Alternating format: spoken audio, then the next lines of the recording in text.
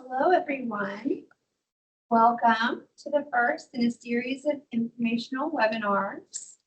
I'm going to check and make sure we've got everyone in the room before we get started. Okay, great.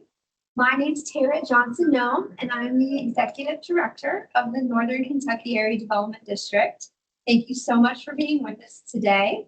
We are partnering with FiveCo and Buffalo Trace Area Development Districts, as well as our state and federal partners, to bring you this webinar, and we are so excited to have you with us today for Meet the Funders, where we will discuss and make you aware of funding opportunities for enhancing your local communities.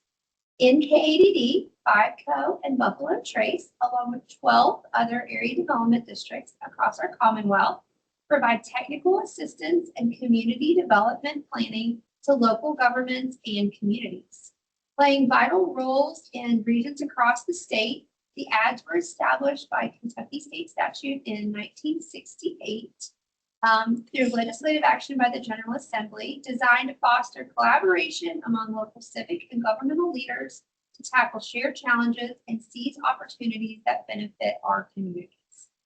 Each ADD is strategically positioned to respond to the unique needs of our cities and counties and special districts. Over the years, ADDs have evolved significantly, facilitated by landmark federal acts like the Appalachian Regional Development Act, the Public Works and Economic Development Act of 1965. These acts enable the formation of essential federal agencies, including the Appalachian Regional Commission and the Economic Development Administration, which further bolstered our capacity to deliver vital resources to our areas. In 2000, Congress established the Delta Regional Authority, aiming to invest strategically in the Mississippi River watershed's distressed regions, with 21 counties in Western Kentucky designated as DRA counties. Our partner ADDs play a significant role in administering these resources, enhancing our ability to serve you better. The network of ADDs have always been designated to facilitate federal, state, local partnership that creates synergy for improving our community's quality of life. This collaboration has effectively dismantled barriers, enabling us to convene public officials and share across challenges in a cost-effective manner. Today's webinar features a lineup of distinguished presenters representing key organizations, including USDA Rural Development, the Economic Development Administration, the Kentucky Cabinet for Economic Development, the Kentucky Energy and Environment Cabinet, and the Appalachian Regional Commission. Each of these entities provides essential funding opportunities that can bring your community projects to life. You can read more about each presenter on the homepage of the webinar. Due to a tight program schedule, there will not be time allotted for a live Q&A. However, please put your questions into the Q&A section, and then we will coordinate with the presenters to get answers to all of those questions, and we will get those out along with any additional resources in an email following the event. So with all that, let's get started. Our first presenter is Joseph G.R.A.N.T from the Cabinet for Economic Development, and he is the Program Management Supervisor, here to explain the Government Resources Executed Need Transformation, or as we fondly call it, the G.R.A.N.T grant. Hello, and thank you for the introduction. My name is Joseph G.R.A.N.T. As a quick note, it does not appear as if I can take control at this time of the PowerPoint. Okay, give me just a second.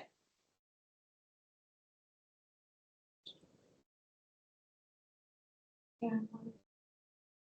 Sorry, just share. All right. You can.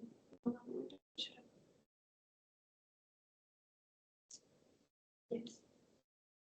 Now can you? Yes. All right. Perfect. I've taken control. All right. Perfect. Get back over here. All right. So today I'm going to be talking about, as mentioned, the Government Resources Accelerating Needed Transformation Program, also known as the G.R.A.N.T program. This program is designed to help provide that federal match requirement for specified applicants and specified federal grant programs, the guidelines of which I'm going to walk through today for specifics. If you are familiar with this project or this program, you're probably familiar with it in two different iterations. So the first iteration was a pilot program in 2023 that was administered by the Department for Local Government. The pilot had $2 million in allocation. It was so successful that in 2024, they passed a new version of the program with $200 million in appropriation to be administered by the Cabinet for Economic Development. Now, when I talk about this program, there are a couple key things to keep in mind.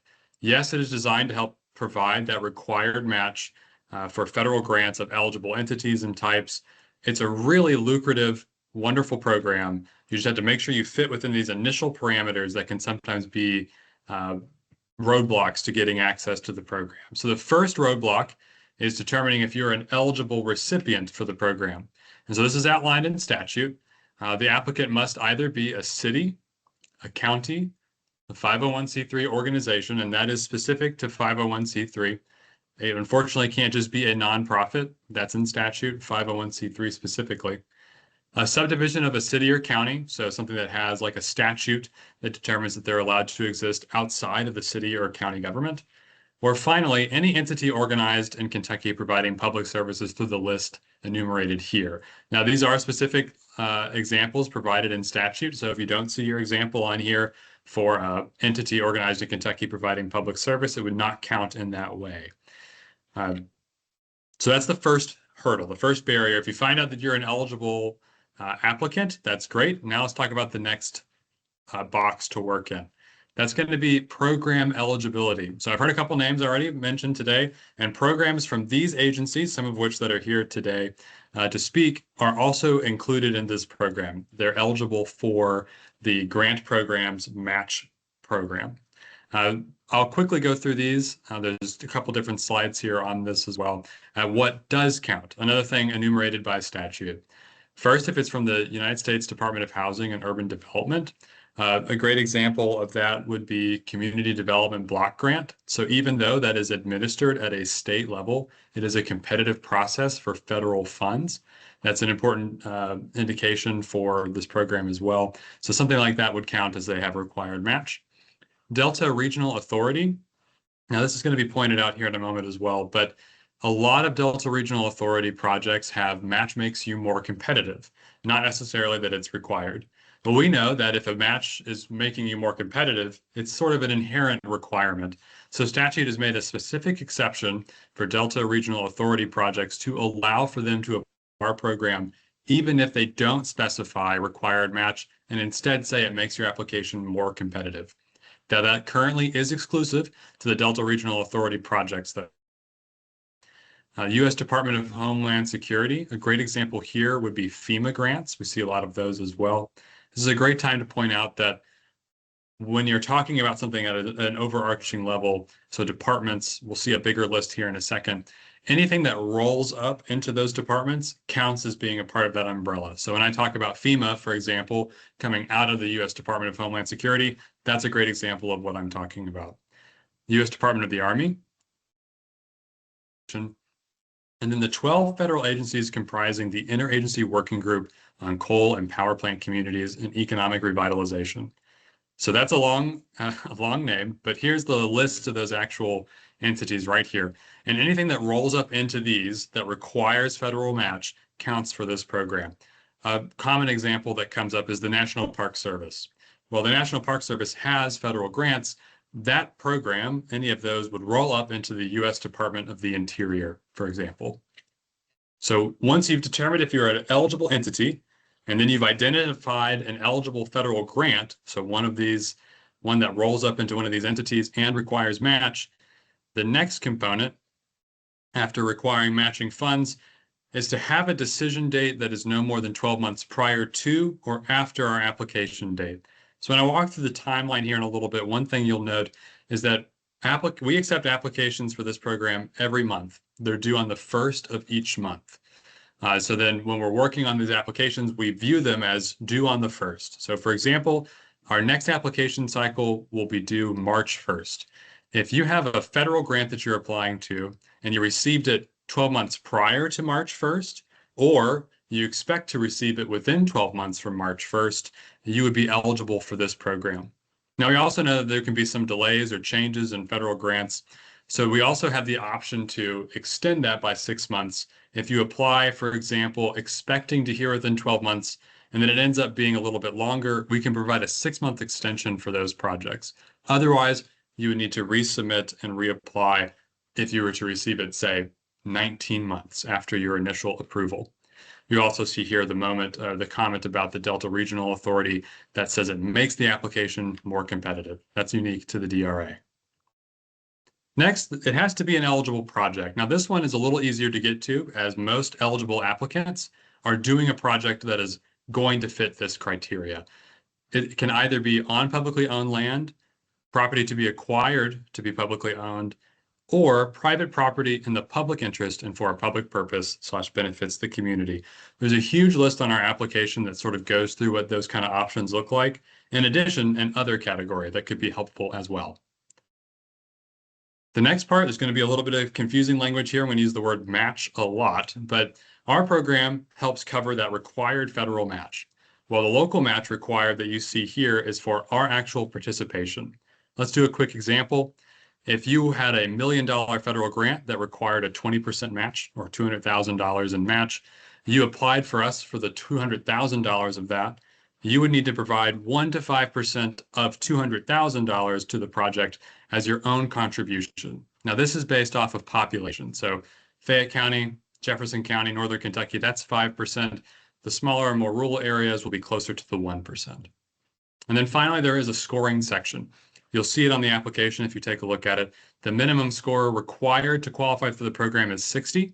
Total score possible is 120. A lot of these are questions about economic impact, and I implore you to think about them from a broader standpoint. If you're looking at things and you're not sure how your project fits in, think about that bigger community component and score yourself honestly on the self-scoring component of this application. Finally here, there's a quick process I would like to go through. As I mentioned, applications are due the 1st of each month. The applications should be emailed to the ced.grant2024@ky.gov email address. This information, along with the application, is available on our website, a whole section dedicated just to the grant program that can help you locate not only some of the resources I've talked about here, but including our application and supporting materials. So you get those applications to us by the 1st of each month. We'll review it, work with the applicant if we have any questions or concerns about eligibility or just need some clarification. Then after that, we meet internally for approval to determine if the project meets the criteria. And then after we notify you within that month, we will work with you until you get your federal grant award. So if you already have that, that would happen already. But when you receive your federal award, you'll engage us and we'll draft up the tax incentive agreement or the grant agreement for this program. And once that's finalized, you can request disbursement once you have received your federal award. This is not a reimbursement program. This is a cash upfront program once you have your federal award. That's an important distinction, and we're really proud of that component for the grant program. All right, so finally here, again, I would just remind, if you have a complete application, please submit it to the ced.grant2024@ky.gov email address. And if you have any questions, I'll be happy to answer them through the Q&A afterwards, or reach out to us and we're happy to talk about it as well. Thank you. Thank you so much, Jonathan. Next, we have Jo with the Kentucky Emergency Management. She is the state hazard mitigation officer, and she'll be presenting about different available hazard mitigation programs. Thank you so much. So You should be we're able going to to talk. I think I have it. Yes, ma'am. Can you see me turning the slides? No. Not yet. Okay. Oh, because I've clicked it. It should say types of funds available.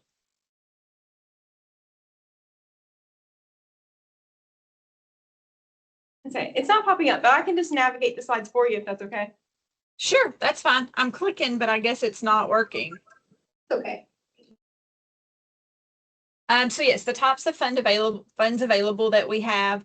You will see I do have a giant question mark over brick. I'll explain that momentarily. FMA and HMGP. Please note that what I am sharing today is accurate as of today because we are ever changing currently in our climate. BRIC is a program that was introduced in 2020. The real point of this program is just to really help incentivize public infrastructure projects, mitigate lifeline risk. That's a term FEMA uses frequently.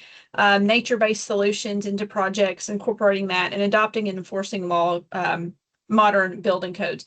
Then you have our flood mitigation assistance program. That program's intent is really to eliminate or reduce the long-term risk of flood damage and alleviate that need for claims under the National Flood Insurance Program.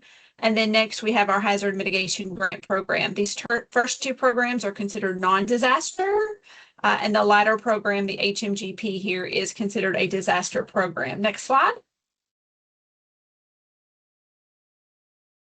Quickly, our process. I am going to focus on I'm going to focus on our process for HMGP or the disaster grant. So once we receive HMGP funding, which I will note we have not received in the most recent disasters, which would have been the flooding last April and the tornado last May, we get that notice of funds availability out through all the area development districts, through our area managers at KYEM, through judge executives, emergency managers at the county levels. We try to send it far and wide and ask you guys for your ideas. What kind of mitigation actions would you like to apply for? We give 30 days to apply or to fill out that mitigation action form.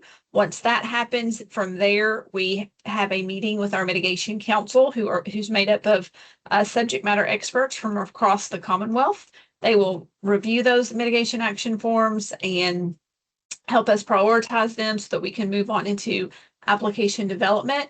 We have to get benefit cost analysis completed and complete that grant application, and the state has to approve it. These first first 7 steps that you see here, they all have to be done within about a year and a half now. FEMA did change that rule for us from the date of declaration. Then we send on to FEMA for approval.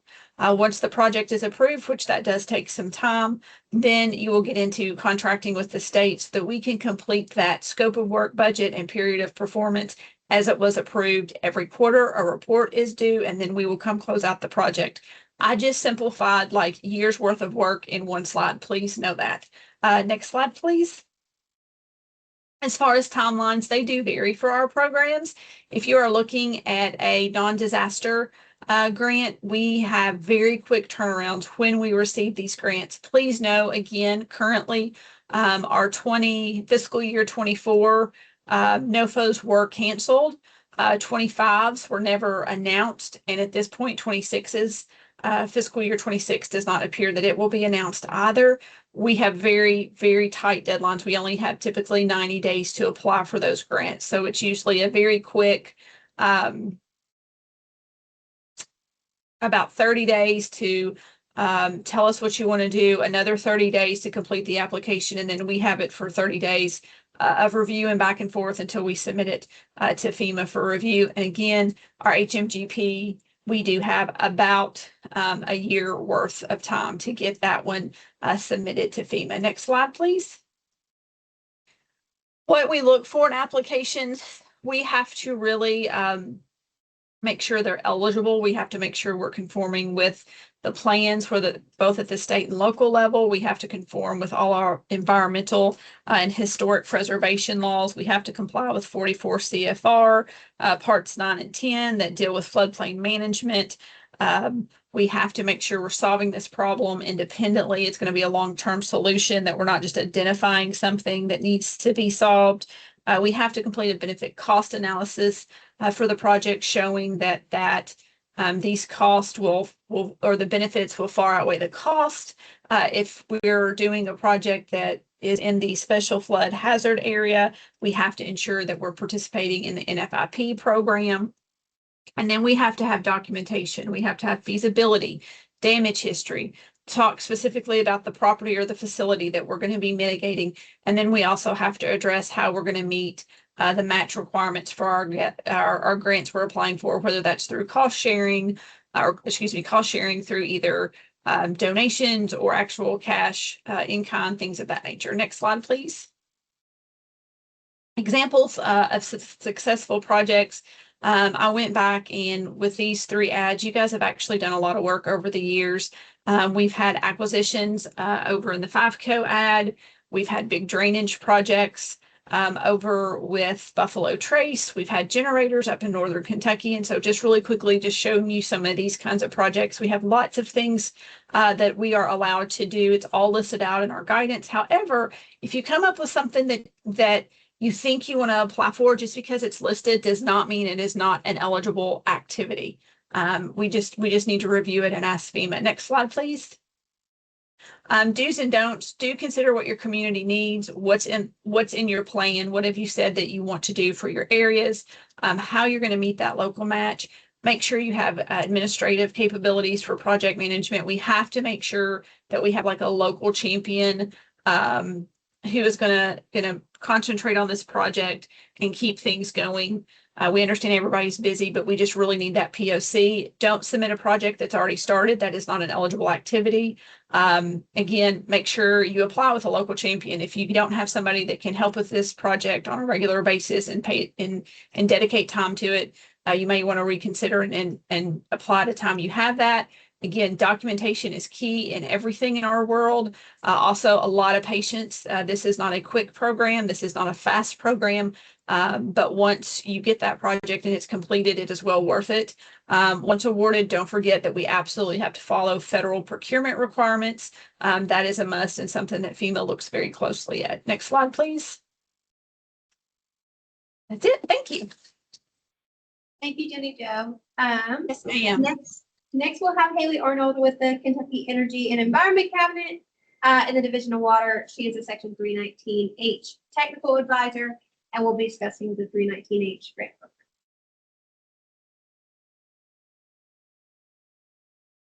Oh, you're still muted. There you go. I can control my slides. So hello everyone. Like you said, I'm Haley Arnold. I'm a 319 technical advisor with the Kentucky Division of Water. I put a QR code here for like our main page for this grant, and a lot of the information that I will be saying is like on that page. So just to get started, so the 319 Non-Point Source Pollution Grant is underneath the Clean Water Act, and it's a federal reimbursement grant that is from the Environmental Protection Agency. Reimbursement means, again, that you have to do the work and then you invoice us and we pay a part of that. So it is 60% federal and 40% match. So anytime you submit that invoice, we will pay you back 60% of that. That 40% match can be from a variety of sources. In the past, it can come from volunteer hours. It can just be, straight up money from the fiscal court. It could be staff time. But as it was mentioned earlier, we have had 2 projects now successfully get the grant in order to meet that match. So that is helping us now. Our projects fall underneath either programmatic projects or implementation projects. So our programmatic projects are stuff like education and outreach, developing plans and stuff like that. And our implementation projects are those that are putting best management practices on the ground that reduce non-point source pollution. And that can be a wide variety of things. We do also have what we call basin coordinators. So these are people that are assigned to each major river basin in Kentucky, and they are a very good resource, and they're kind of like a primary contact that helps you like hash out what you want to do, what might be eligible, gain support, stuff like that.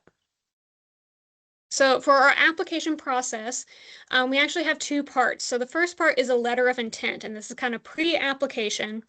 It's a lot shorter. It's 4 pages, and it just consists of your contact information, a cost estimate, and a brief description of the project you're wanting to do.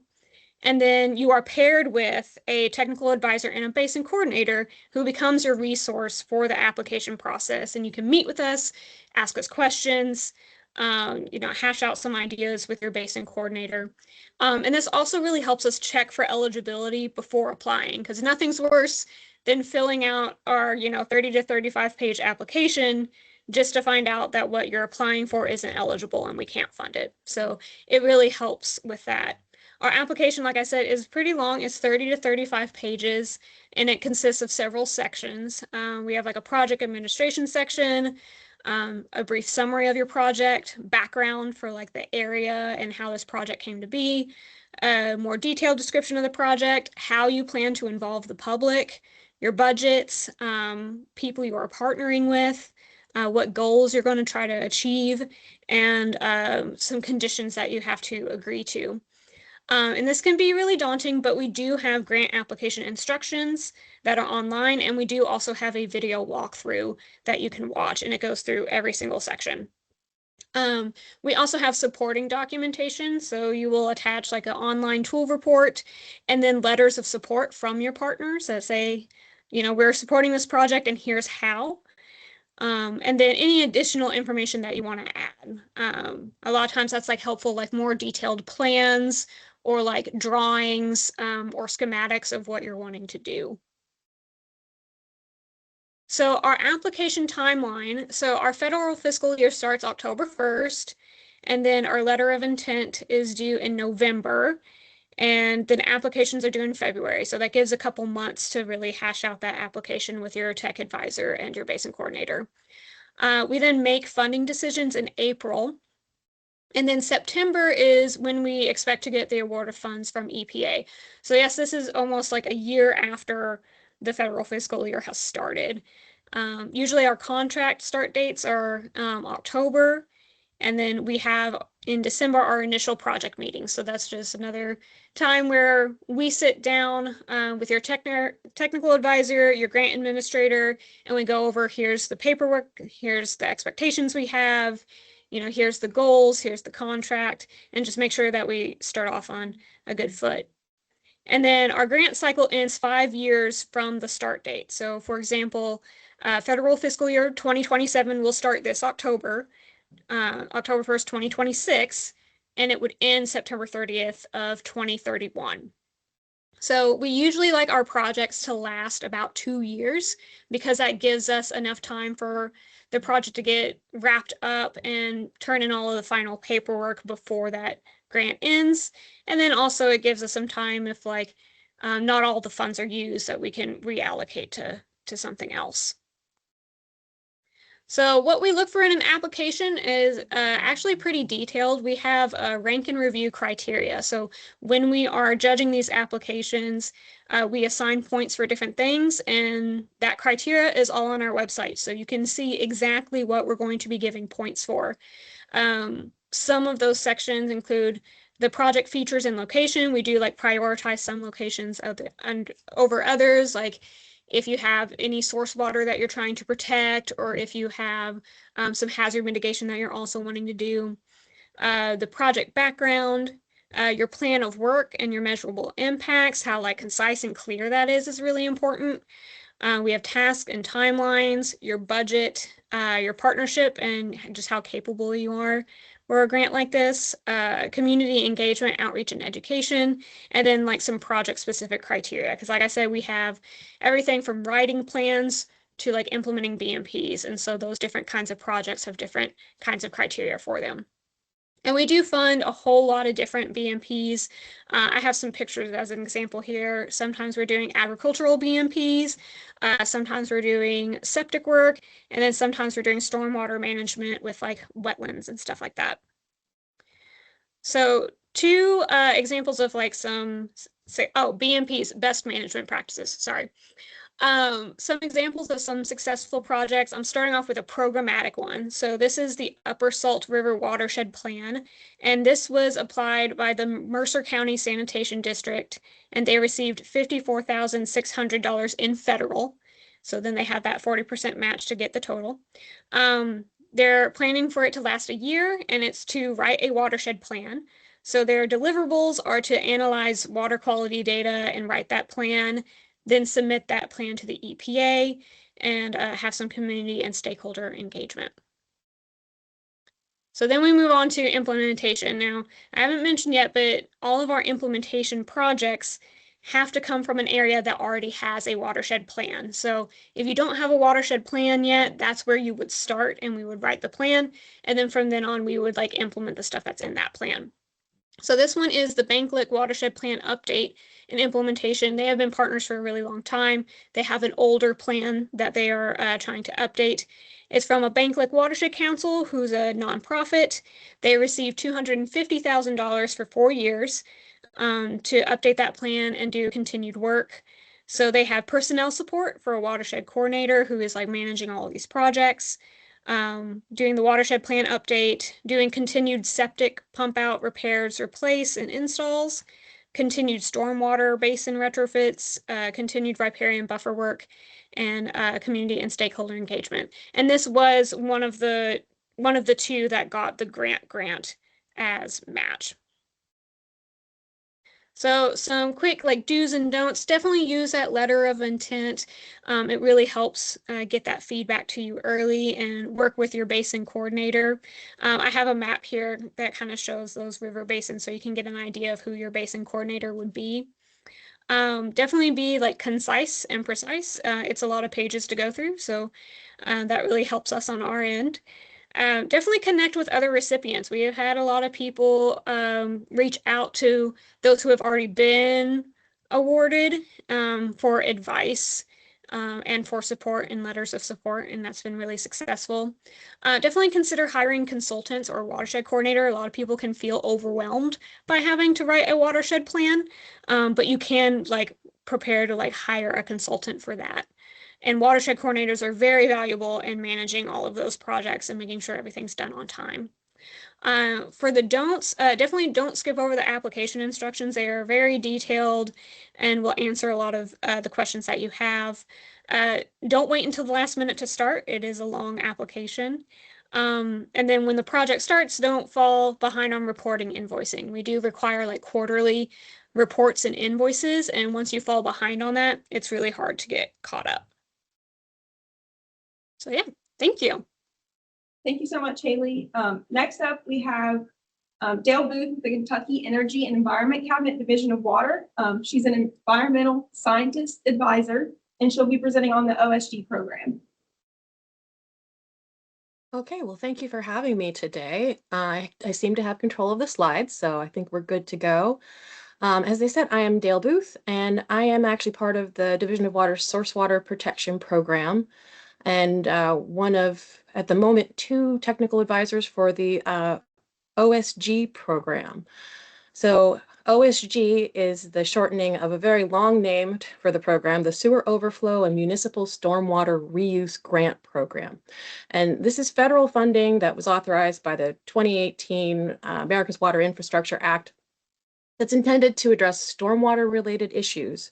And in the state of Kentucky, we use those funds to address stormwater issues using specifically green infrastructure or nature-based solutions.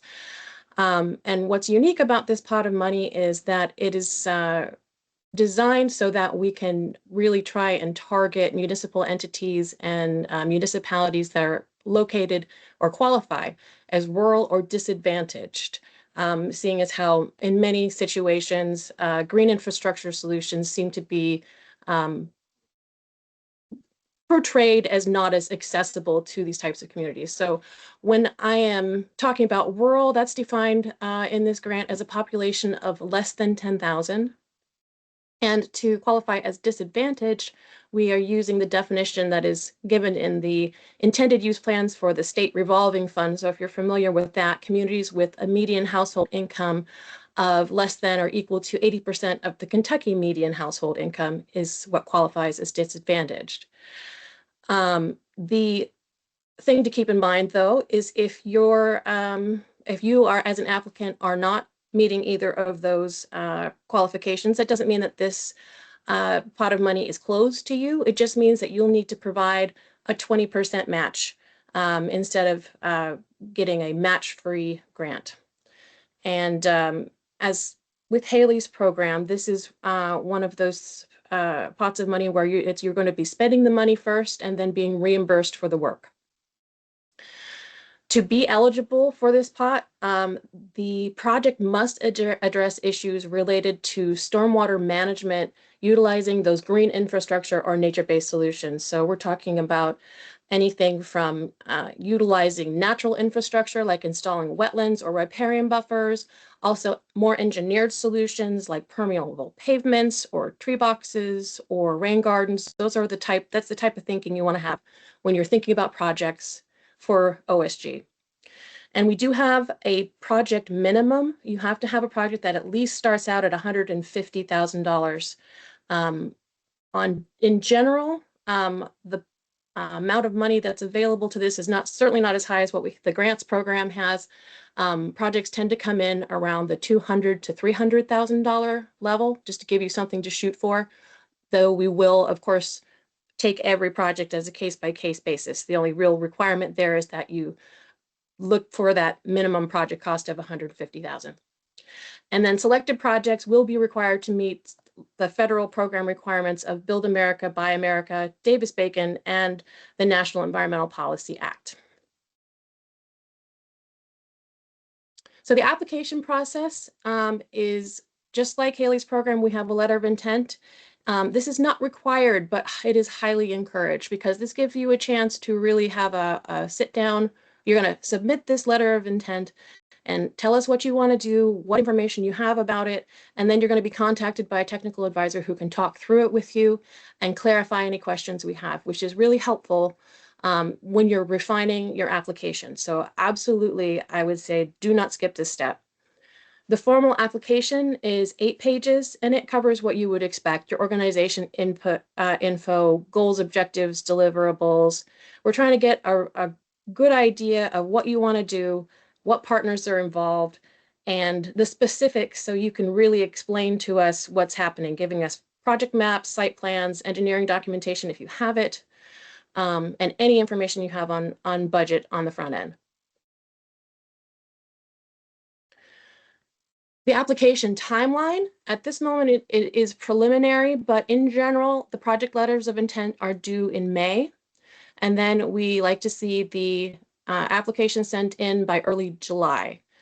When we complete a rank and review process, which usually is the end of July, first part of August, then we'll notify applicants, and there's a brief period of trying to put those contracts together for the selected projects. Projects should anticipate starting around January of 2027. Between January and February is reasonable as you're putting your planning together. And then this is a grant that has a 2-year time limit. So we're looking for projects that can be completed in that 2-year time span. And we're actually, don't get confused by this, but our FFY is actually 2025, even though it is the year 2026, but all of our documentation will say FFY 2025. And it is, as Haley's program explained, it's actually a 5-year grant period with projects that are limited to 2 years. Last year, we were allocated about $850,000 for projects, and we managed to fund 3 different projects. The year before that, we had closer to $1 million, and the year before that, it was higher. It varies year to year to a certain extent based on what other states may pass on the funding once it's offered. We often try to scoop it up and increase the amount that we have available to projects, but we should have an idea about the actual amount that is available in FFY 25 in the coming weeks. And we'll do our best to publicize that.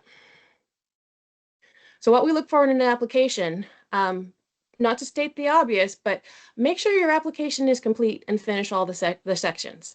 It is a really bad thing to have your application rejected because you forgot to fill something in.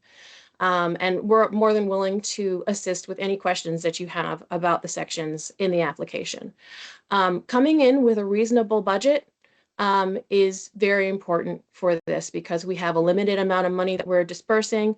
And if you have a good idea of how much something's going to cost, if it's a planning project, you might not have as clear an idea. And in that case, we'll evaluate it. But if you do know, then put it in the application by all means. And as I was saying, projects tend to be funded in the $150,000 to $300,000 range, at least as we've seen so far coming in. Make sure the application specifically addresses stormwater. This is a grant that is meant to look at issues that are related to stormwater. And if your application doesn't mention it, then that's a mark against. Make sure that you include maps. You're going to have people reviewing these projects that will not be familiar with your area, and they need to understand the project area so that they really know what you're trying to do. And as you're doing all this, make sure that you have well-defined goals and objectives as specific as you can possibly provide. Open-ended projects simply do not rank as high. Want to try and also consider all the impacted stakeholders, and if you can, gather community feedback on the project. It is always better to have the community supporting whatever you're doing in that area, especially if it's a green infrastructure project that's going to have broad implications for a neighborhood. You don't want to try and do a tree planting project in a neighborhood and the neighbors were not consulted and they do not want them there. So consider the impacted stakeholders and show us that you've done that. And also have partners that not only approve of the project and say it's a good thing, but will contribute materially to the completion of the project. We often get applications turned in that are generally supportive from stakeholders, but aren't necessarily going to contribute anything to the process. That's always good to know that it is popular, but we also want to see that there are people who are going to pitch in materially. So a couple of examples of successful projects. The city of Mayfield applied to do a planning project. So after the tornadoes in 2021, they had so much damage to their downtown. They are going to be rebuilding and they wanted to do some proactive planning to make sure that the stormwater runoff impacts from the new construction were not going to impact the downtown. So they have contracted using OSG funds with a consulting firm to evaluate a range of stormwater management controls and create models of stormwater for the city so that they can, moving forward, address those stormwater issues. So this would be a good example of a planning grant. An implementation grant that we've also funded is from the Warren County Fiscal Court, Basil Griffith Park, Stormwater Quality Improvement Project. So this is an area that was experiencing issues with erosion from stormwater and sedimentation in stormwater conveyances. And this had water quality implications. So what they wanted to do and have completed now was installing a constructed wetland in this park, which will hopefully lead to improvements in water quality and also reduce stormwater discharge to the groundwater system. And I know we're going to be sharing these slides, but this little QR code on the screen that I have here links to a story map that will show you the full range of all of the projects that we've funded so far with OSG. So I encourage you to explore that. Do's and don'ts. I'm going to re-emphasize do. Make sure this is a stormwater project and be very cautious if your issue is flooding. Stormwater clearly does contribute to flooding, but we need to be funding projects that are clearly caused by a stormwater runoff project that green infrastructure can reasonably be expected to address. If it's the Ohio River overflowing, that's not something that a rain garden is going to be able to capture. But if your local intersection is getting excessive stormwater runoff from, say, a parking lot, and you want to put in some permeable pavement or redirect that stormwater flow to a green bioretention area, that is a much more reasonable project for this pot of money. If you're unsure of your budget options, I would say do include budget options in your application so you can show us that your project is scalable. Possibly we can't fund it all in one round of OSG funding, but if it's possible to complete it in phases, that's something you can consider and include in your application. Don't forget to put maps or letters of support in the application. These are required elements and can get you rejected if they're not included. And do submit or don't submit planning and construction projects together unless you feel you have a strong understanding of the costs going in, not just informed guess. It's kind of difficult to do sometimes. You need the planning section first to get an accurate idea of what the full extent of the costs are going to be. Some people come in with that information well defined. Other folks, it's a little bit more of pie in the sky. So really evaluate realistically if you know how much each part of your project is going to cost. And think about that when you're putting together your applications. Finally, we have an OSG website, which you can access at bit.ly/OSGKY. And the QR code there will take you to that website as well. And I hope if you have any questions that you will reach out. We're very happy to talk through the process. Thank you so much, Dale. So informative. So next we're going to hear from our representatives at EDA, so Economic Development Administration. And we have Jonathan and Emily that are speaking. They're both economic development representatives, and they're going to discuss both construction and non-construction options available through EDA. Good afternoon, everyone. Again, my name is Jonathan Corso, and I am the Georgia Economic Development Representative, and I've been pinch hitting in Kentucky for the last year with when we had Bertha Parton, who you may remember. She retired, and so we weren't able to fill that position too quickly, but we were able to fill it a couple weeks ago. We hired Emily Hathcock, who a lot of you know, and we're really excited about that. Emily is still kind of getting up to speed with the technology, the cell phone, the computer, the ID, all that good stuff. So I'm going to handle the bulk of the presentation, but Emily's here to say hi and introduce herself. Hey, y'all, I'm excited to be here and look forward to working with y'all on future projects. Thanks, Emily. EDA, we do provide a number of different grant programs. These are all grants. We don't do loans. We have construction grants. These are typically used for public infrastructure projects like water, sewer, road, rail. We also fund the construction of small business incubators, workforce development centers, and on some occasions, we can finance the acquisition of machinery and equipment. But what we need in order to participate in any construction project is we need a committed private sector beneficiary, a company that's willing to make specific job and private investment commitments to the project. We can't do a speculative project. You cannot use EDA as an incentive tool, and you cannot pirate or steal jobs from other states. We need new jobs and new private investment. The other types of grants we have are non-construction grants. These are typically used for feasibility studies, technical assistance reports, engineering studies, tourism studies, things of that nature. Now, while we don't need specific job and private investment commitments, what we do need is we need for the project to be focused on economic development. You cannot use our non-construction grant funds for community development activities. So the application process. A lot of you imagine our cities, counties, development authorities.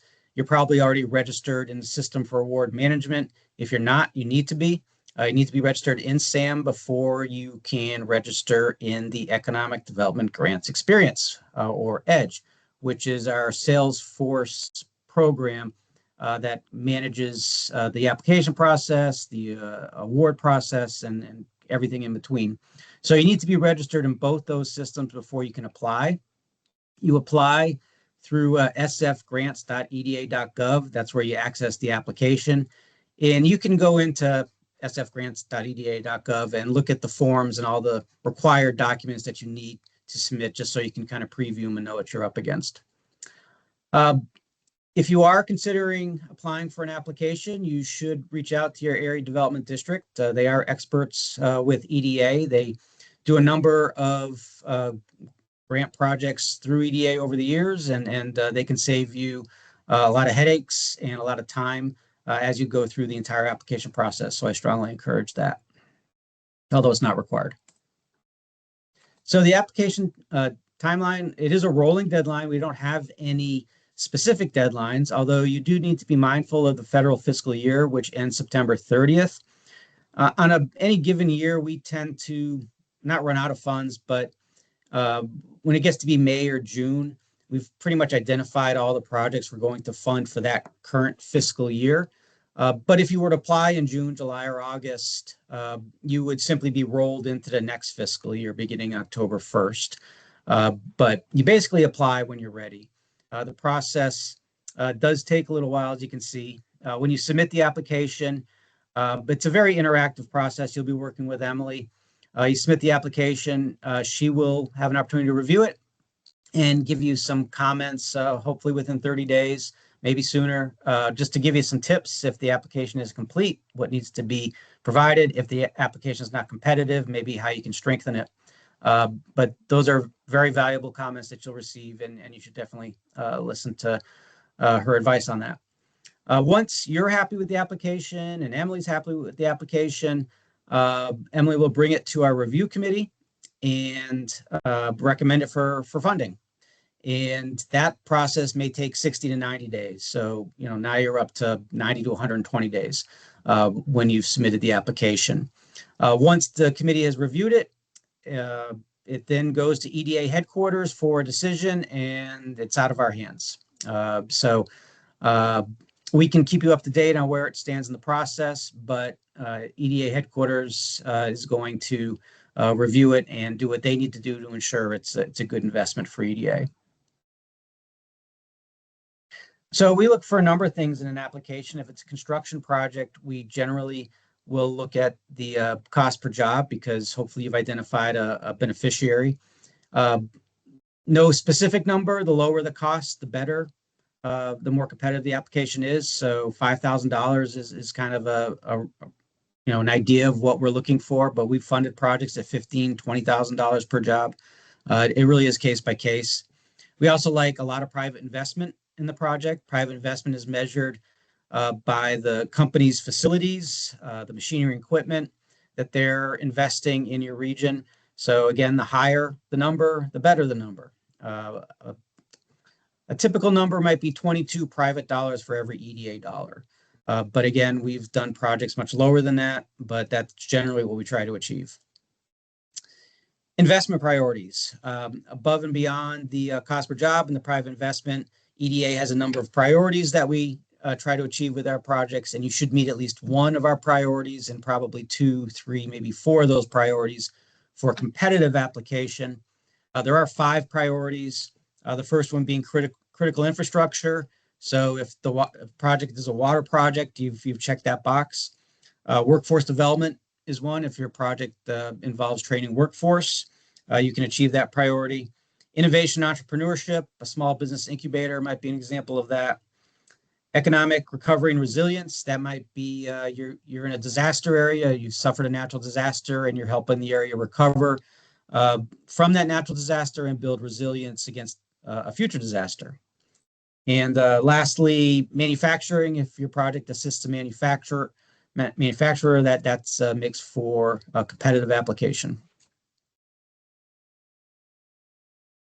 So Emily is going to talk about a couple of projects she worked on that were success stories. Yeah, so a couple of examples. The first one here is a public works project for Logan County. They had a company coming in that needed access to property on their industrial park. So the project itself is constructing a 2-lane roadway that includes drainage and lighting, and also extending a water line and sewer main at the industrial park. It'll create 75 jobs, has a private investment of $37 million. This is kind of a typical public works type project that we would see come in. This one is currently under construction. From the other side, the disaster funding and more of a planning focused Barren River Area Development District did a capacity building project in 2024 that was about $450,000 total. And it promoted resiliency by creating a disaster resiliency coordinator position to provide direct service and back-end support to those public safety agencies within the region. Again, a fairly common project that we see for that disaster pot of funding. Thanks, Emily. So do's and don'ts. Do speak with Emily. That is the best advice I can give you. If you have an idea for a project, give Emily a call, set up a meeting, do what you need to do to reach out to her, and she can walk you through the whole process. She can save you a lot of time A lot of applications come in and they have not reached out to Emily or myself or our equivalent to talk about the project. And they've done a lot of work for nothing because the project may not be right for the agency. And so Emily can save you a lot of time if you simply have a conversation. Maybe even before you speak to Emily, read the notice of funding opportunity because a lot of your questions could be answered in the NOFO. But you should do both. You should read the NOFO and you should reach out to Emily before you submit any documentation to us. Focus on economic development. It's in our name. We do not do community development projects. We don't do healthcare. We don't do housing. We don't do education. We do straight up economic development. So make sure that's your focus. Construction contingencies should be a part of any construction application you submit. We typically allow 10%, but with inflation and all, we've gone up to 15% on the construction costs. And in some cases, we've gone up to 20%. If you do not provide construction contingencies in the budget, you're going to have to redo the whole budget over again because we're going to ask for it. So that's something Emily will tell you about should you call her. You cannot match federal dollars with EDA money. Now, there should be an asterisk there because we do allow ARC in some instances. Community Development Block Grants, DRA can be used as matching funds. Generally speaking, what we're talking about there is an earmark that you might get from Congress to support the project. That would not be eligible match. So we do have certain forms of federal that we allow. But again, that's something you should reach out to Emily and talk about to find out if you can use those funds. And probably the most important, do not ever begin work on the EDA project until you have the award in hand because you can jeopardize the award. Do not go out to bid, do not start construction, do not start the procurement process until you actually have the award in hand because all those things can jeopardize your award. All those activities must happen after you receive the EDA award. And please don't sole source procure if you can avoid it. You know, a lot of you folks may be in rural areas where you only have one engineering firm or maybe you have someone you really trust. And if you can justify sole source, we can approve it. But if you can do sealed public bids, that's the way to go.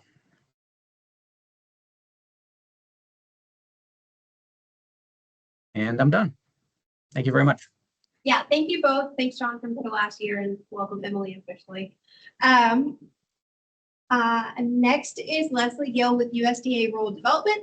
She is a lead specialist with community programs and will be discussing loans and grants available through USDA RD. Leslie, if you have any issues grabbing the screen, let us know. Thank you. It looks like I can. We'll see here in just a second. At Rural Development, we do have around 13 offices across the state. We have affordable housing program where we have Section 502, Section 504 program for single family housing. We also have business programs. Primarily today, I'm talking about the community programs, and that's our water and environmental. You'll hear me refer to it as WEP a lot, and our community facilities programs. The types of funds that we do have available through both of these programs are direct loans, guaranteed loans, some loan and grant combinations, and then some grant programs are available right now. In the water and environmental programs, we do not have any direct grant funds available at this time, nor do we have any direct grant funds available in our community facilities program, in our direct community facilities program. And I know many of you are probably very familiar with the community facilities program and getting grant funds, the $50,000 toward police vehicles, that sort of thing. So unfortunately, we don't have any funds available right now. There may be a small chance that we get a little bit, but if we do, it's going to be very limited and highly competitive. So I always suggest you reach out to the specialist to discuss that project and see if you think that would be a good fit. The Water and Environmental Program does have some special grant programs we refer to as our PPG and our search programs. Both of those provide grant funds for preliminary engineering reports, things like that. And there's some MHI requirements for that as well. So that's just something else that would be available for potential applicants as they look for projects. So that's always a good opportunity. The application process, I can't emphasize enough to reach out to the specialist and discuss that project. Your preliminary engineering report or your preliminary architecture report, we have guidance documents available for both of those. And that's really going to help guide your application, because our application requires an approved PER or PAR, and it also requires an approved environmental. So, and that's going to, both of these PER or PAR is going to help us determine what that environmental is and moving forward in that process. Community Facilities does have what we call a pre-application. As of right now, there's nothing online available to submit that application. You just be emailing it to the specialist that you're working with. And for the water program, we do have the RD Apply, online system that you submit your applications through.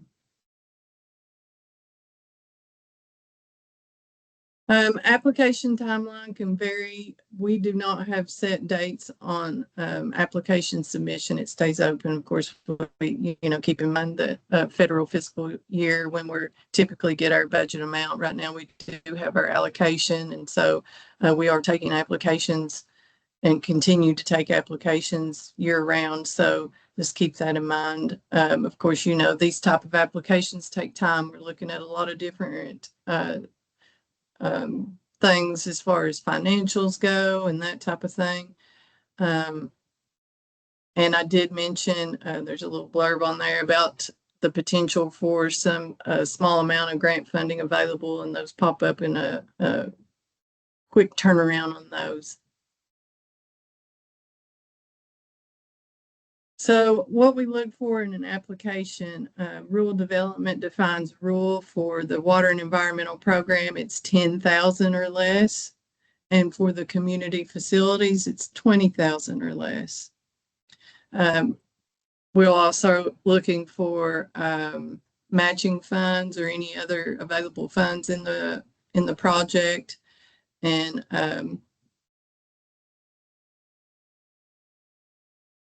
capital stacking as well. So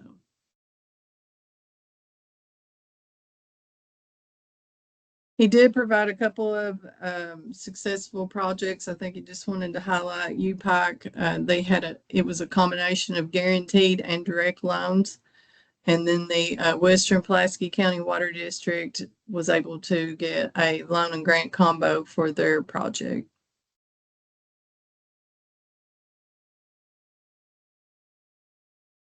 So I went through these pretty quick just because I can't emphasize enough the importance of just reaching out to one of the offices to determine the specialist that you'll work with, because they're going to help guide you through this process. I know that sometimes these applications, I'm sure many of you are familiar with our checklist, can be a little bit overwhelming at times. But we will help guide you through that process and make sure that you can work through that process in a timely fashion. And always important to never start work on anything before you even have an application in process.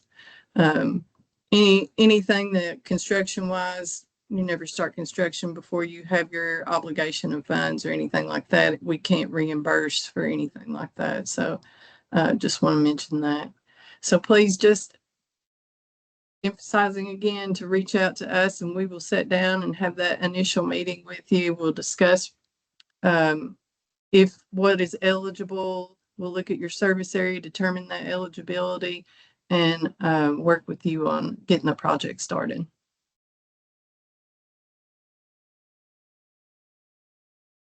Thank you so much, Leslie. Next up, we have Lisa Evans with the Kentucky EEC Division of Waste Management and Recycling and Local Assistance Branch. She'll be discussing several waste management programs that are available. Okay, I don't know what just happened. Okay.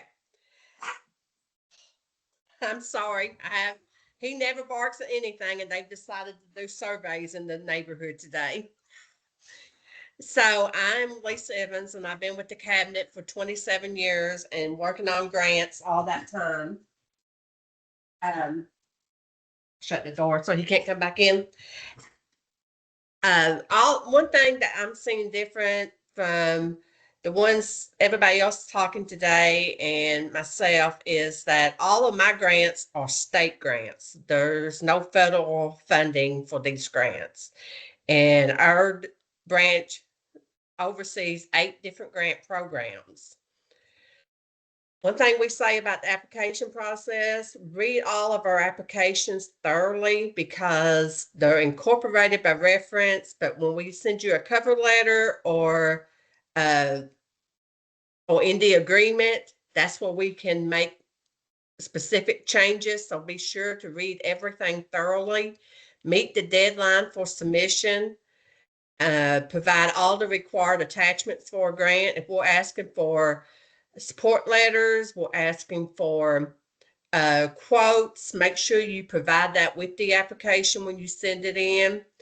Be very descriptive about the project in which you are applying, because we do have competitive grants like the Crumb Rubber Tire Derived Products Grant is very, very competitive. And the more you write about your project and how many it's going to serve, the better off you are.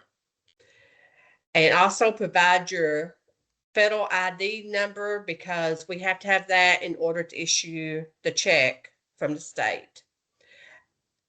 Note, the litter abatement grant is only for counties, and the waste tar grant is only for counties, and they are a one-page document that the governing body signs. You do not, it's not a written out application. If you want this money, you sign the application form, and that's all you have to do with those 2 grants. I know this is hard to see, but it's our grants timeline. We have all 8 grants here on when the applications are available, the deadline to apply, when the funding is awarded, when the grant funds, when the grant ends, and when the reporting deadline is. So, and we have a couple grants, it's just 7 months. That's your crumb rubber and your rubber modified asphalt.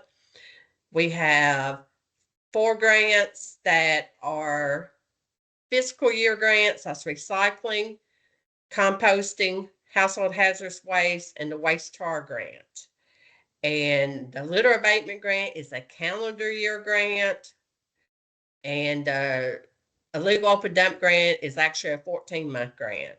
So like ones we awarded for January 1st of 2026, it goes to February 28th of 2027. But I know all of them's different. We didn't set them. They were set by legislature. So that's the way they was put into statute. What we look for in the application is that it's received by deadline. If the application is complete, all required documentation is attached, how detailed the required information is presented, the budget information complete along with any match requirements. And back to that, the litter abatement grant, the waste tire grant, and the rubber modified asphalt grant do not have match requirements. If letters of endorsements are required, make sure they are attached and not just form letters. We would like for each letter to be different when it's written. We get a lot of endorsement letters where they just send it out and have everybody just assign their name to the same paragraph, written letter. And we would like to see more detail, the personality of the person that's writing it. And also, if it says letters, we want more than one letter. We will disqualify a project or grant application if you do not provide enough, at least 2 letters of endorsement. Again, provide your federal tax ID number. I'll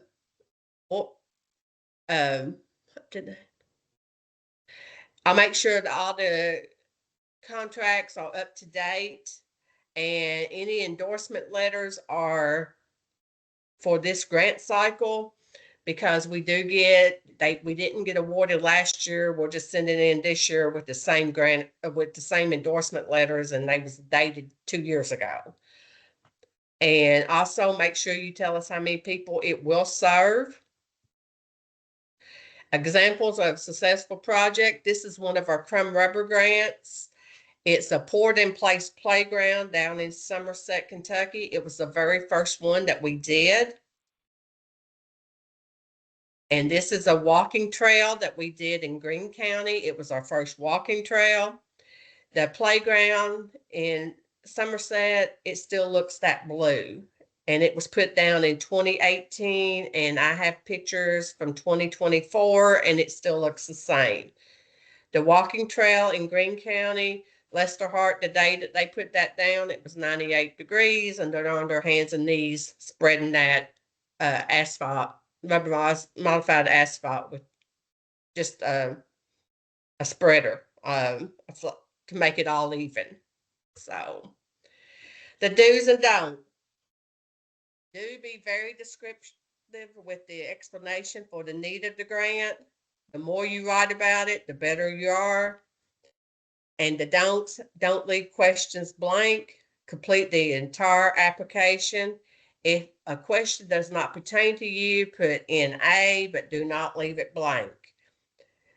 Don't submit previous quotes. Get new ones for the grant cycle you're applying for, because prices change. If you submit a quote from 2 years ago because you didn't get the grant, that may not be the price now. We need updated quotes, and we do look at the dates on the quote.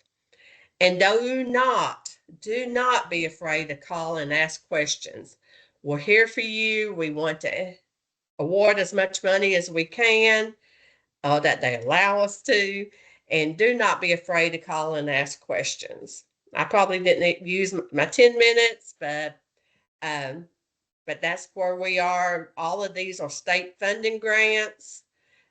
Litter abatement comes from transportation. The legal open dumps, recycling, compost, and household hazardous waste comes from the $1.75 tipping fee that you pay at a landfill. And rubber modified asphalt, the crumb rubber grant, the $4,000 waste tar grants are funded through the Waste Tar Trust Fund, which when you buy a new tire in the state of Kentucky, you pay a $2 fee, and that's where that funding, comes from for those 3 grants, as well as our waste tar collection events that's held in every ad every 3 years. We're on a 3-year cycle. We'll be in your ad every 3rd year. So, thank you.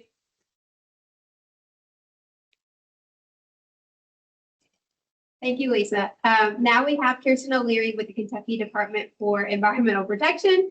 She is our state's Brownfield Program Coordinator, and we'll be discussing the Brownfields Program. Awesome. Thank you all. Again, my name is Kirsten O'Leary. I'm with the Energy and Environment Cabinet, and brownfields, just so everyone is aware, brownfields are properties that are contaminated or thought to be contaminated and are underutilized or abandoned because of concerns with those contaminant health effects, cleanup costs, or liability. So just a few examples are old schools and hospitals, former dry cleaners or gas stations, even downtown buildings that are abandoned that have potential lead and asbestos. All of those kind of fall under the umbrella of brownfields. So There are two primary types of funding for brownfields: assessment and cleanup.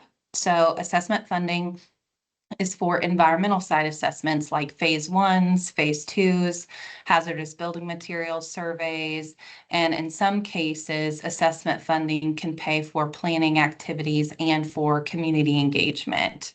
So assessment funding is available through our state program, our state targeted brownfield assessment program, as well as EPA's TBA program, and then competitively at much larger amounts through EPA's Brownfield Grant Competition, which is annual. And then for cleanup funding, the cleanup funding is for remediation costs only. It typically will not pay for demolition or construction or any other activities. It's just to remediate whatever kind of environmental contaminants are there.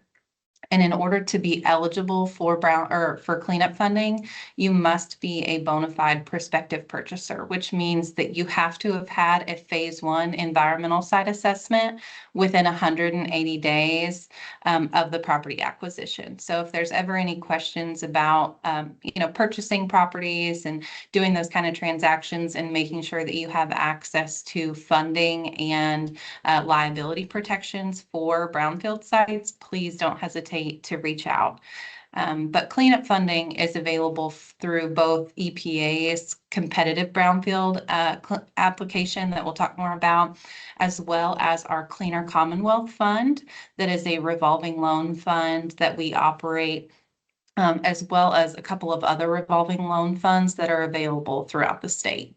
And most of those, I would say, are loans. We do offer sub-grants sometimes as funding allows, but we do have funding available now for brownfield cleanup loans. So as far as the application process goes, who can apply? Local governments, quasi-governmental agencies like your area development districts, and 501c3 nonprofits, and our targeted brownfield assessment program that is run at the state level. The application process for that is very simple. Couple pages available on our website. This is the best option for you and your community if you only have one or two sites that you would like to have that assessment work done on. And the turnaround times for those are pretty good as well. So the EPA MARC grant competition, or MARC is multi-purpose, which is assessment and cleanup, assessment, revolving loan fund, and cleanup. All of those it's a competitive grant application cycle at the federal level through EPA. I did link there tips on how to get started early. A lot of that is, reviewing past applications, past guidance, and then it is a federal grant application that's available through grants.gov. And I will say it's highly competitive. It's a 10-page narrative, along with all of the forms and everything that you need for your typical federal grants. But for assessment grants, when you're applying for assessment grants through EPA, you have to identify a target area or multiple target areas, as well as priority sites, planning activities, a site inventory or how you're going to conduct a site inventory, as well as your community partners. And then for cleanup, you have to identify your priority site, the intended reuse of the property, and your plan for remediation and what type of, contaminants are there, what the cost is. And then also these applications rely heavily on you having a clear community or economic benefit to the redevelopment of that site. As far as the timeline goes for our TBA program, where you're just, you're applying for a phase one or you're applying for a phase two, all of those applications are accepted on a rolling basis as long as we have funding available. We were recently awarded a $2 million assessment grant for the entire state. We did identify 3 target areas within that application, but those grant funds can be used for the entire state. So we do have quite a bit of assessment money available right now. And then as far as the EPA MARC grant timeline, so all of your competitive brownfield grants through EPA, just wanted everyone to be aware that the bipartisan infrastructure law funding that we've had for the last several years, that increased brownfield funding quite a bit.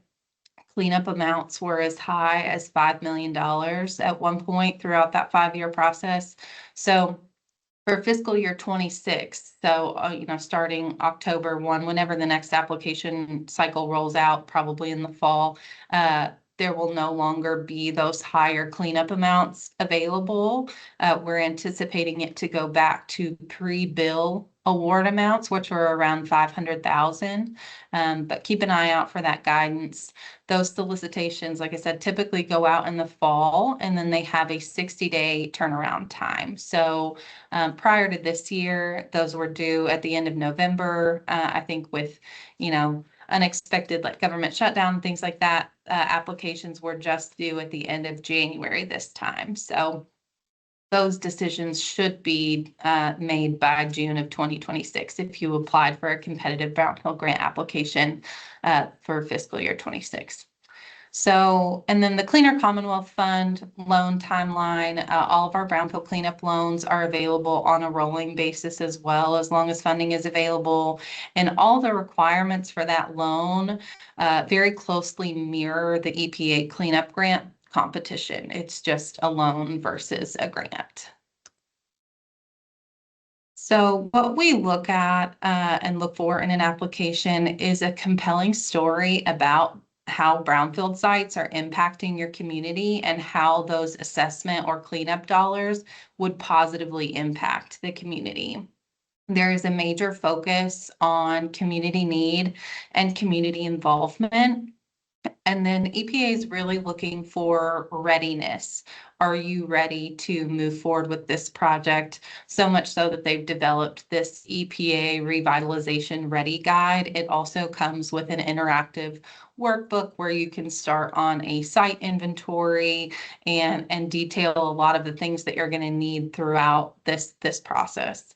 And then also just capacity and leveraging. So does your organization have the ability to manage federal grant dollars successfully? And also brownfield funding, whether it's assessment or cleanup, are not going to be able to take your project to the very end of the line. There's still going to be elements that are needed for other portions of your project, like demolition and construction and making that site into what you ultimately want it to be. So how do you demonstrate that in your application that it's not just going to end with the cleanup or the assessment? And then also just the projected reuse and benefits. Both the assessment and cleanup applications require you to have at least an idea in mind of what your site is going to be once the cleanup is completed. And to have had some form of community engagement that informed those decisions about what this site is now going to be. Here are just a couple examples of successful projects that we've had over the last several years. So the former Hayeswood Hospital in Maysville, Kentucky, Frontier Housing was awarded $2 million for asbestos and lead remediation that is currently ongoing. The former Palm Beach factory in Somerset was awarded $1 million for asbestos and lead. And then the former CSX rail yard in Irvine, Kentucky, Kentucky Steam was awarded $5 million for the cleanup of that site. Fun fact, that was the highest cleanup grant awarded in Region 4, the only $5 million awarded in EPA Region 4 that year. And then our most recent big cleanup grant is in Barlow, Kentucky, $1 million for asbestos and lead remediation of the former Barlow School. So just to give you an idea of what kind of projects have been funded with this money.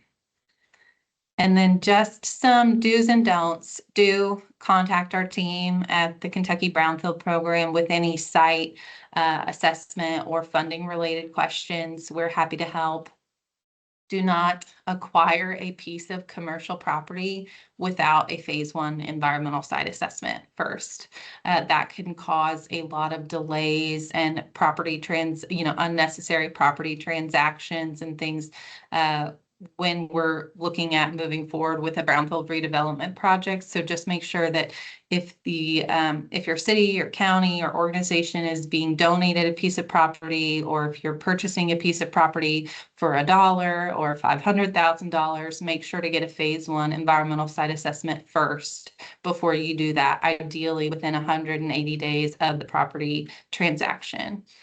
And then do engage the community in the revitalization process. Don't be vague. Tell a unique, specific story about your site and your community. And then do focus on redevelopment potential and the opportunities that brownfields present. And don't ignore specificities in the application guidance, formatting, forms, margins, font, page limit changes from the last application cycle, etc. Those are all very important. And yes, Denise, if a person owns a piece of property, it just would require some additional steps. So I'm happy to talk through that.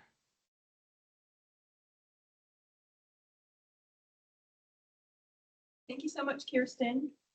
Next up, we have Pamela Jordan with the Department for Local Government. She's a field federal program specialist, and we'll be discussing land, water, and recreational trails programs.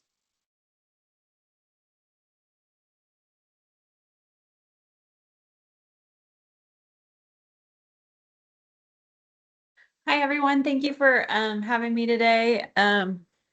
As she said, I'll be talking about 2 grant programs. So I'm going to start first with the Land and Water Conservation Fund. So this program, both the programs I'm going to be talking about are for grant programs for outdoor recreation. The Land and Water Conservation Fund program is a federal grant program that we manage through each state manages their funding that they receive. So in Kentucky, the land and water grants are available up to $1 million, and that they require a 50% local match. So it would be up to $1 million with $1 million match. The funds can be used for 2 types of projects: acquisition projects, which is basically buying land to turn into a park or other outdoor recreation facility, or development projects, which is the vast majority of what we get these days. So this is for any improvements to outdoor recreation facilities, and they're pretty broad in that definition. Playgrounds, sports, trails, boating. I haven't heard anybody come up with a facility that they didn't cover, but we'll see. And they also support facilities that support outdoor recreation. So restrooms at a park, parking lot, signage, that type of thing. So the application process, the timing window for it this year, those applications will be opening August 1st and will be due on October 30th, 2026. The list here that I'm showing is what is required in that first application to DLG, Department for Local Government.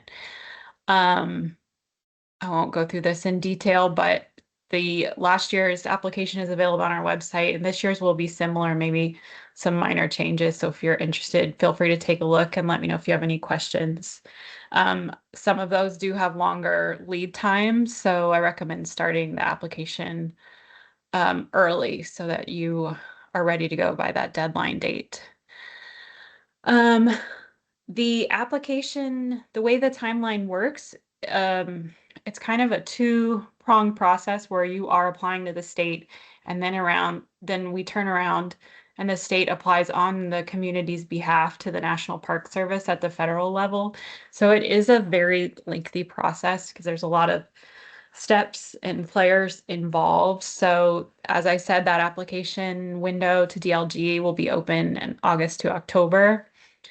The first step after that is our review process, which is scoring, and then they are taken to a state advisory committee for land and water projects that make recommendations. Those recommendations go to the governor, who makes the final selections. And then, as I mentioned, at that stage, you're given what we call preliminary approval. And then you would work with me or other staff to get a secondary application to the National Park Service. And the timeline I'm hoping for this year would be about a year-long process where you would actually get a grant agreement about a year later. In previous years, and if you have a project right now, that timeline's running more like 18 to 24 months, but my goal is to get that tightened up as much as we can in the next cycle. So what we look for in an application, as I mentioned, there's scoring. I recommend the scoring is found in the last few pages of the application on our site, and that scoring will remain the same for the applications due this year. So I recommend that you review that and make sure that where you're responding in your narrative or anywhere else that it would fit in the application, that you are answering each of these questions, because as it stands now, we don't always ask explicitly about all of these. So just take the opportunity to be as clear as you can to speak to what is found in that scoring guide. Do's and don'ts. These aren't really do's and don'ts, but they are two unique factors to consider when you are considering applying for land and water. So the biggest consideration you should take into account when you're considering these grants is that if you accept and utilize land and water funding, you will have to agree to restrict the property that's receiving the funding to be used for outdoor recreation in perpetuity. They strongly prefer that you restrict the entire park except for in rare circumstances. So if you're building a playground on 100 acres, they're asking that you restrict the entire 100 acres. So that means there's a process by which there's a lengthy and can be expensive process down the road if in 30, 40 years you're looking at building something encroaching on that park, or you want to sell off a parcel. So it's important to consider that when you're thinking about applying for this. The other thing, and this is part of the scoring as well, is all of the state grants are meant to be based on the statewide comprehensive outdoor recreation plan, which is something we put together every 5 years, but we're moving to every 10 years. So there is a scoring question that speaks to how many of the goals in Kentucky's SCORP that you are hitting with your project. So I recommend looking at that and making sure you pay attention to that when you're writing your grant narrative. Okay, I'm just going to quickly talk about the recreational trails program. So this is also for outdoor recreation, but instead of any outdoor recreation, it is trail focused. So it is for trails, motorized and non-motorized trails and trail facilities, but it has to be specifically tied to a trail. And that can also be restrooms, parking lot, as long as it's at a trailhead. These grants, the max is up to $250,000 with a $20,000 or 20% local match.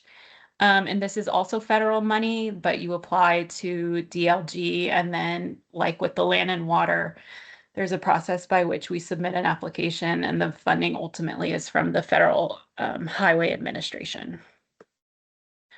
Similar application components to land and water, and we're similar timeline.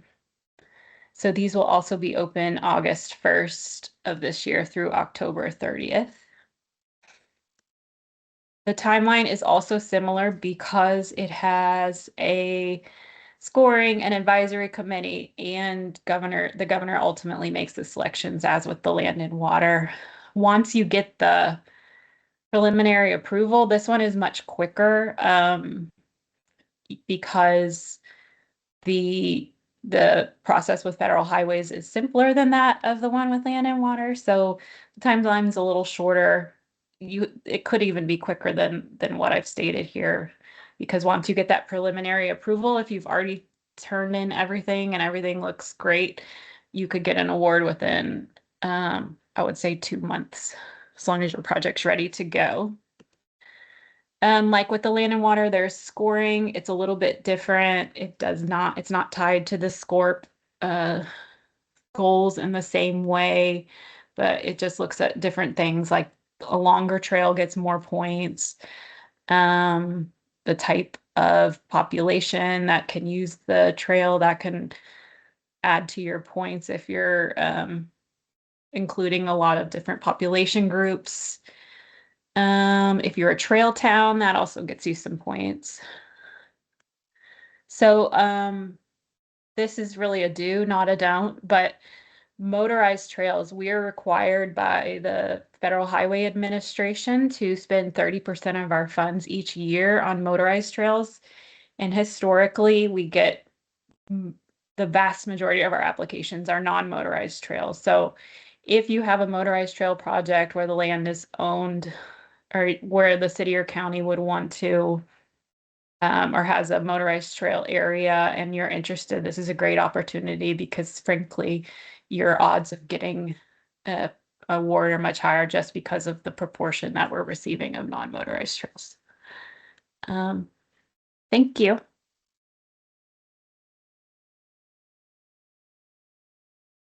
Thank you so much, Pamela. We truly, what a great program. So our next one is Brianna Tucker with the Appalachian Regional Commission. She's going to talk about the commission and what all they can do for those counties that are served by them.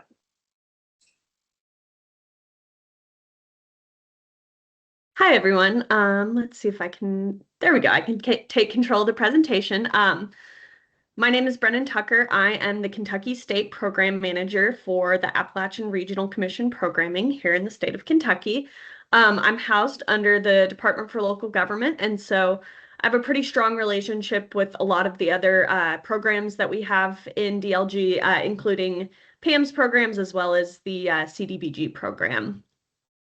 So for those of you who don't know, ARC is a state-federal partnership. There are 13 total states that are in ARC.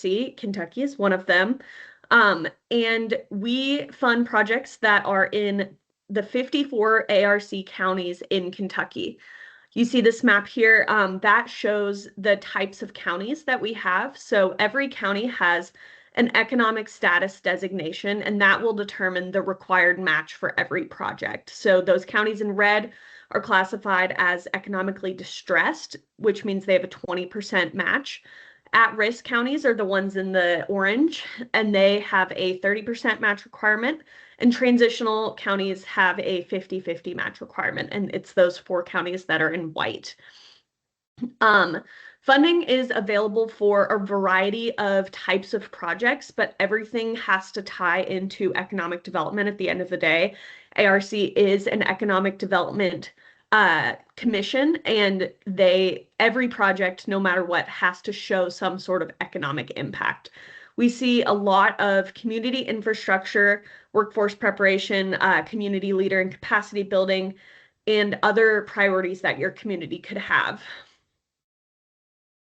There are several different programs that fall under the umbrella of ARC. The biggest and one that people tend to know the most about is the Area Development Program. Sometimes folks just refer to it as the ARC program, but that is a program that's managed at the state level, which means that all of those applications come through me in my office before they go up to the federal office at ARC.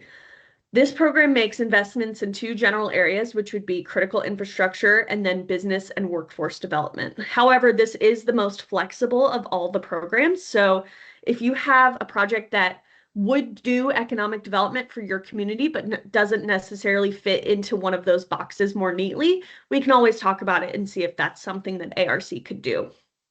If you have projects that you applied for in fiscal year 26, we are currently starting to send out selection letters for those projects that have been selected by the governor. If you haven't received a selection letter yet, don't worry, these are kind of coming in batches. So if you don't receive a letter just yet, it does not mean that you have not been selected by the governor. If you are not selected by the governor, you will receive official notice of that. So we will be sending those out over the next couple of months. There is also, there are also several programs that are managed at the federal level. These are competitive across the 13 states in the ARC. The first of this is the Appalachian Regional Initiative for Stronger Economies, or ARISE program.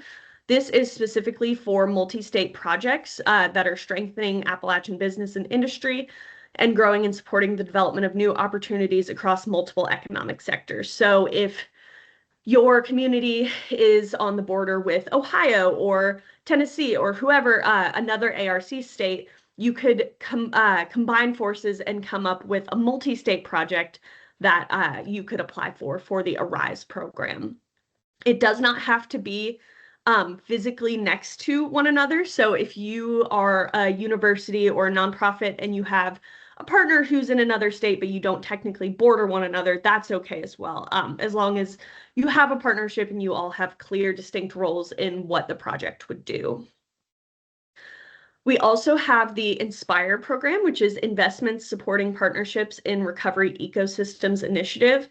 This program is specifically to support those recovering in substance use disorder and expanding a recovery ecosystem that will lead to workforce entry and re-entry. So because ARC is focused on economic development, it can't just do rehab facilities for the sake of helping people. It has to have a system in place that would allow folks that are in recovery to re-enter the workforce and contribute to the economy.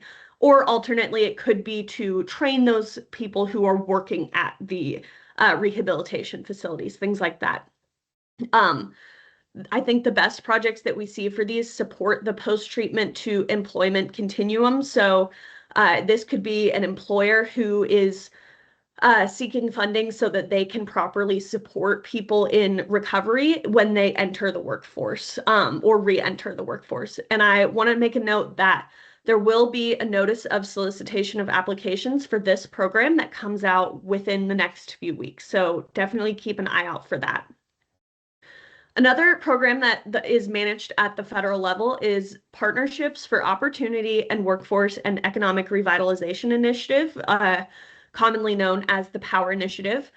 This targets federal resources to expand economic opportunities for coal communities or communities that have been impacted by the decline of the coal economy. So the most obvious of this would be communities where a coal mine has closed, a lot of people have lost their jobs, but it could also be communities that have been impacted by the supply chain issues that have come up with the decline of the coal economy. So you could have been doing some sort of secondary industry that was related to coal, or even restaurants, businesses that didn't have anything to do with coal, but because of the decline of the coal economy, those businesses have suffered.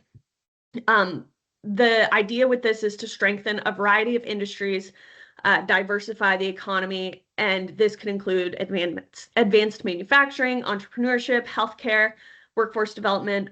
What they really like to see is the development of new industry clusters in communities that would help the economy in a way that targets those impacted by the loss of the coal industry.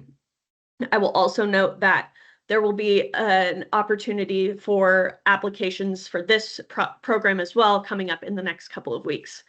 These two programs are managed at the federal level, so I would recommend signing up for email notifications from ARC's website directly, because that'll give you the best chance of seeing that NOSA when it is released.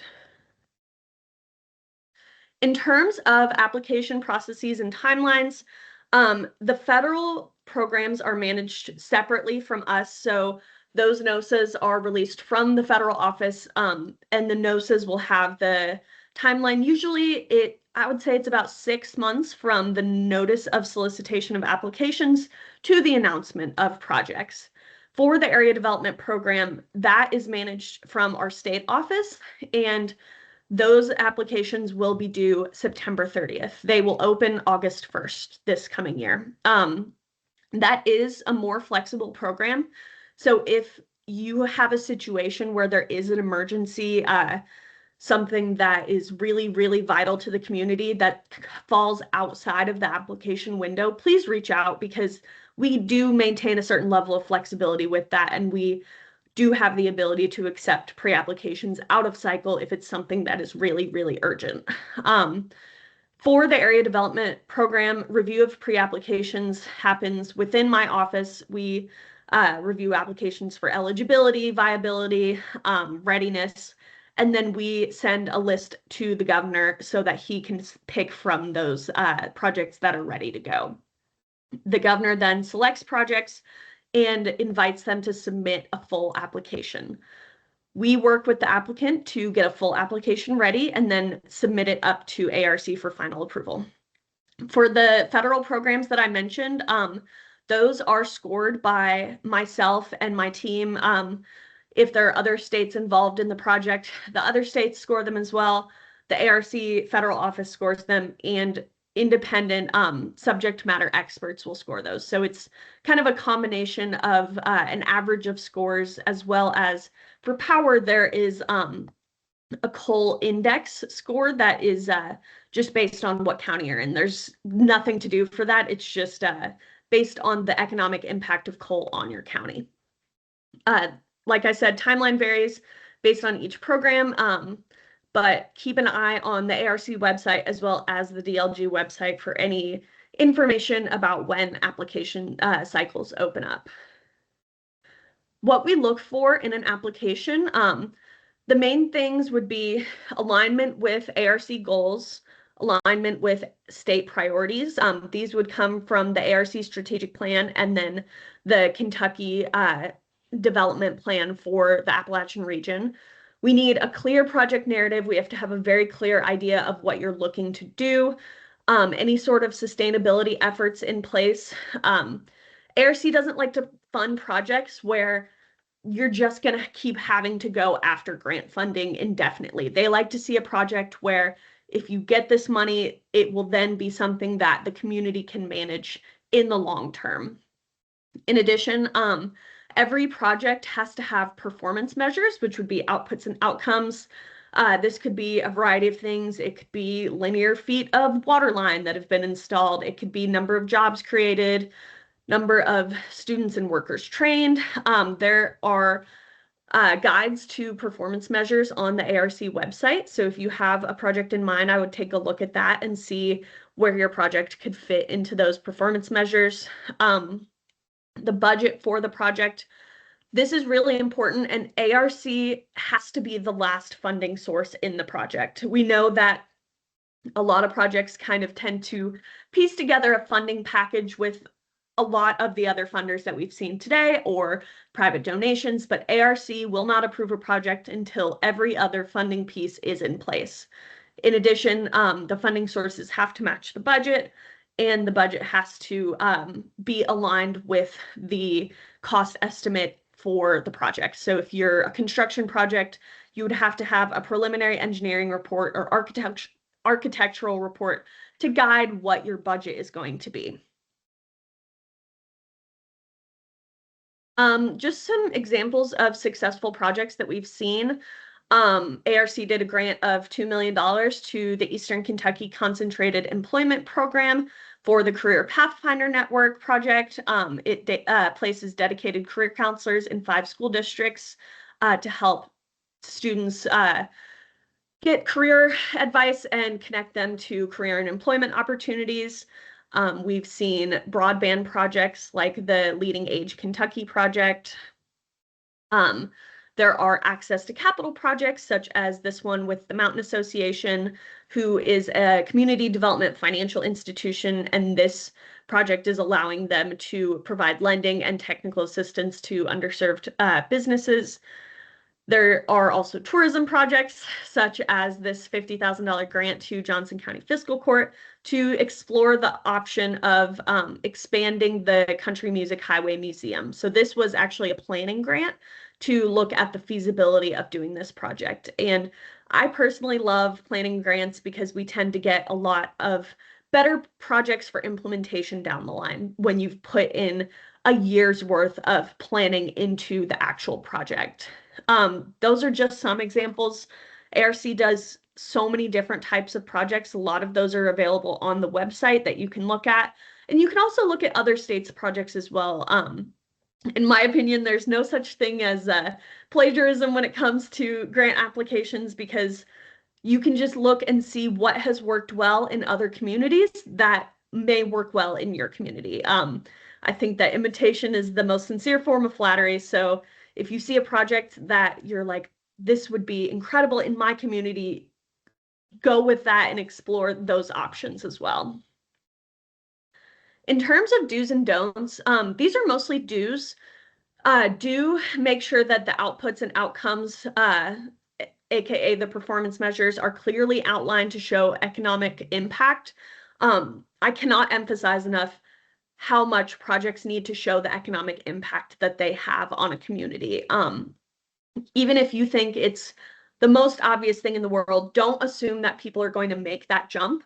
And even if they understand it in their mind, it has to be outlined in writings because it is a federal program. There is a lot of oversight of the way that funds are spent. So make sure that it's showing economic impact in the primary way, secondary way, tertiary way, and how it will ripple out into the community.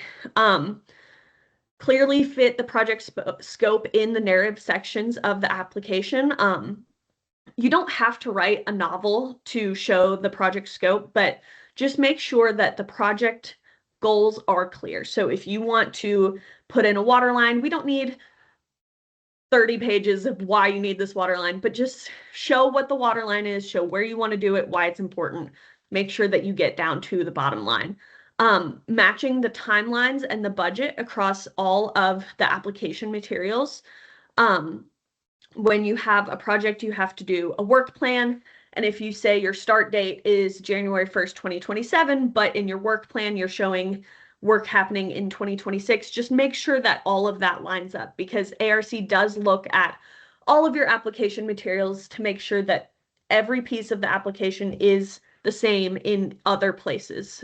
This goes for budget as well. So if you have a budget in one place, it needs to be the same as the budget you have in a different place in the application.